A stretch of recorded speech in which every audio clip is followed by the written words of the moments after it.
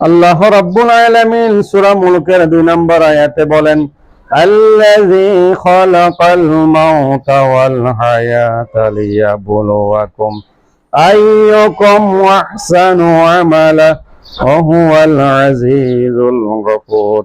আল্লাহ রাব্বুল আলামিন সূরা মুলকের 2 নম্বর আয়াতে বলেন, আমি তোমাদের জীবন এবং মৃত্যু সৃষ্টি করেছি যাতে করে আমি তোমাদেরকে পরীক্ষা করতে পারি, তোমাদের মধ্যে কর্মের দিক থেকে বেশি উত্তম। সুবহানাল্লাহ।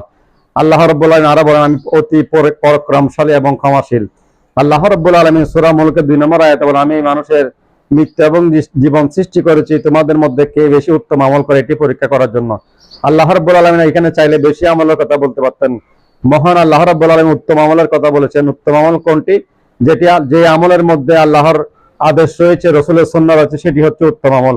উত্তম আমলের আরেকটি বৈশিষ্ট্য হচ্ছে যেটি নিয়মিত করা হয়। সুবহানাল্লাহ।